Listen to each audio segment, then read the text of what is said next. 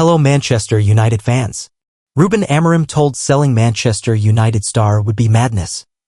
Manchester United and Ruben Amorim are open to selling the bulk of their squad, but Danny Murphy insists the Red Devils would be crazy to offload youngster Kobbie Mainoo. Danny Murphy concedes he would be shocked to see Manchester United sell Kobbie Mainoo as talk of his exit this summer continues. The Red Devils are looking to increase their budget and all options are being considered. Mainoo is into his second year with the senior squad, having been at the Premier League club since he was young. He burst onto the scene and was a shining light during a poor campaign under Erik ten Hag. He's remained a bright light under Ruben Amorim, albeit his minutes have been limited. The midfielder is now an England international and stood up during last summer's Euro 2024 campaign, which saw the Three Lions make the final. There is notable interest in Mainoo, and as an academy product, the Manchester outfit could bank any fee as pure profit on their balance sheet. Amorim needs to bring in his own players if he is to be a success at Old Trafford, but Mainoo again showed his value in the week as he came off the bench to score the equalizer in their dramatic win over Lyon. Alejandro Garnacho is another man linked with the exit door, but Murphy insists the pair have huge potential and must be retained. He wrote in the Daily Mail, "Mainoo and Garnacho are two talented, hungry players capable of having a big impact for United over the next 5 years or more, whether that's under Amorim or any other manager. If I was Amorim, I would be talking to Mainoo, talking to my bosses, and making sure he stayed. I would still be shocked to see him leave in the summer." The ex-Liverpool man insists whatever the Manchester outfit sell Mainoo for, they would even to shell out even more to land a player of his quality. He cited the decision to sell Scott McTominay back in the summer, another academy player, only to see him do well in Napoli. Murphy also pointed to United's lack of options in the middle of the park as another reason why keeping Mainoo is so key. Casemiro and Christian Eriksen remain at the club, but both men are the wrong side of 30 and tipped to leave this summer, leaving more gaps to fill. Amorim hasn't been shy in pointing out Mainoo's flaws, which are why he's sometimes been left on the bench. The teenager has also had to adapt to playing in a two-man midfield, but Murphy insists his weaknesses are normal for a player his age and that good things will come. He said, "I am surprised he has not featured more for United this season, especially with their problems in midfield, although I appreciate he has had injuries. I know Amorim thinks there has been weaknesses in his defensive work in certain games, but that's normal for a young midfielder in the Premier League who is adapting to playing different positions in United's system." Manchester United and Napoli have agreed €60 million deal for Victor Osimhen.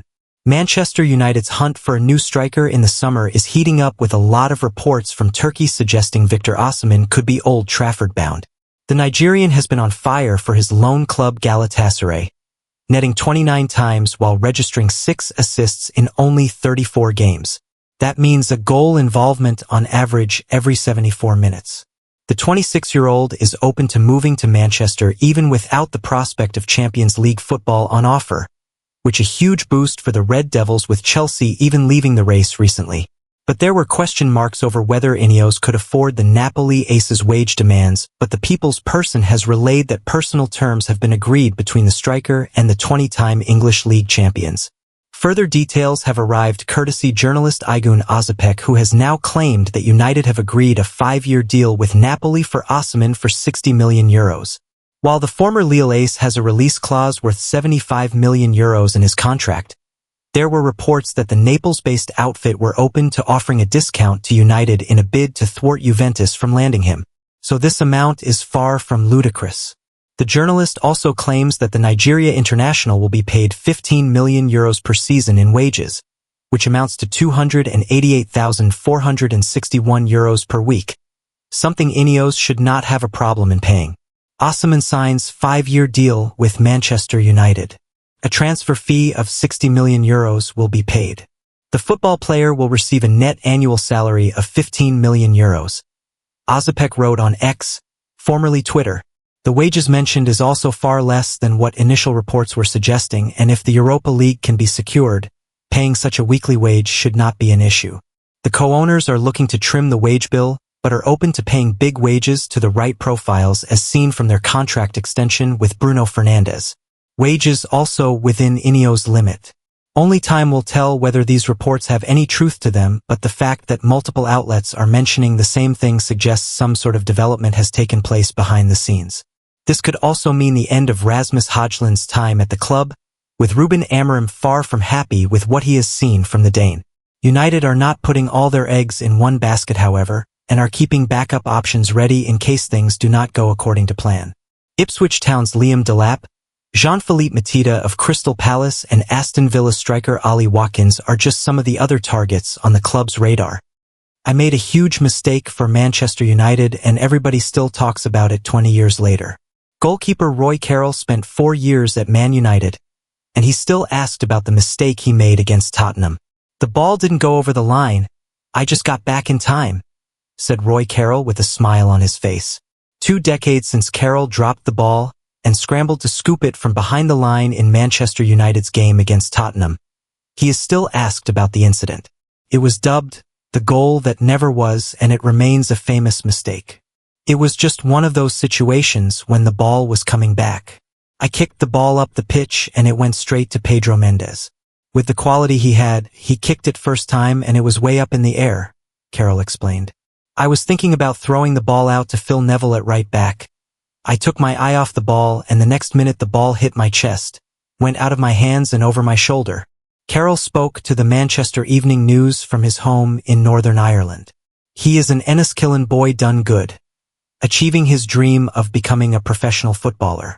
I was over the moon when I signed my first professional contract with Hull City, who were in the old Division 2, Carroll explained. I sometimes still think to myself, was it a dream to play for Manchester United? I just look at my shirts and the few medals that I have. I'll never forget it. Carroll made over 600 career appearances and played in 7 different countries, earning a Premier League winners' medal and winning the 2004 FA Cup during his United stint. Enniskillen, the county town of Fermanagh in Northern Ireland, has a population of approximately 14,000. Carroll would go on to play in front of 74,000 supporters at Old Trafford. When I was playing for Wigan, they opened a new stadium and Man United came down to play us. I played the first 45 minutes because we had a league game coming up, recalled Carroll. I heard rumors they were interested in me, but I was supposed to go to Leicester with Peter Taylor. That move fell through and I was upset. But I got a phone call from my agent saying Sir Alex wanted to meet me. He said he'd watched me since they played us in the new stadium. Carroll continued, going into Carrington was amazing and of course I was very nervous. But everybody made me very welcome and David Beckham came up and shook my hand. I got my opportunity very quickly in the Premier League and I was honored to play for Manchester United. Everyone was top-notch, the training sessions were very high intensity and the biggest thing I noticed was players like Beckham, Ryan Giggs and Gary Neville, they all stayed behind to do extras. That was the first time I'd ever seen it. When David Beckham would ask you to stand in for free kicks, you wouldn't say no, and it taught me a lot. When I was there, Ronaldo and Rooney came in and they lifted the club. Sir Alex was United. Antony breaks silence on relationship with Ruben Amorim after Man United boss shipped £86 million flop out on loan to Real Betis. Antony has opened up on his relationship with Ruben Amorim after the Manchester United manager sent him out on loan in January. Antony, 25, was loaned out to Spanish side Real Betis in the winter window after failing to live up to his mega £86 million price tag at Old Trafford. The Brazilian has returned to his form of old in Spain, registering 8 goal contributions in 16 appearances for Betis. It's a vast improvement on his numbers at United, where he scored just 1 league goal across the last 2 seasons with the Red Devils. Now the former Ajax winger has explained that he holds no bad blood with Amorim for shipping him out, instead complimenting the Portuguese manager for the little time they did spent working together. He told ESPN Brazil, "I've only had a short time working with Amorim, but he's a very good coach. A very intelligent coach. United are going through a difficult time at the moment, but he's a good coach. I had a good relationship with him, but I needed a new challenge and I wish him all the luck in the world in this final stretch of the season." Antony gave a similarly glowing review of Erik ten Hag, who signed him for United in 2022 and managed him during his time at Ajax. He added, "Erik ten Hag is a coach I'm very grateful to. He helped me a lot in the Netherlands and in England too, even though the opportunities didn't come the way I wanted to. But that's the coach's choice. I don't hold any grudges or anything. On the contrary, I'm very grateful for everything he's done with me, for all the conversations too. He's a coach who will certainly be in this story because he helped me a lot."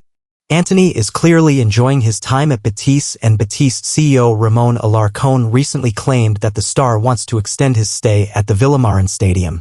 While United boss Amorim has suggested that Antony's revival might be down to Spanish football's less physical style. Speaking to TNT Sports, he said, "When you play against any team in England, the physicality is there.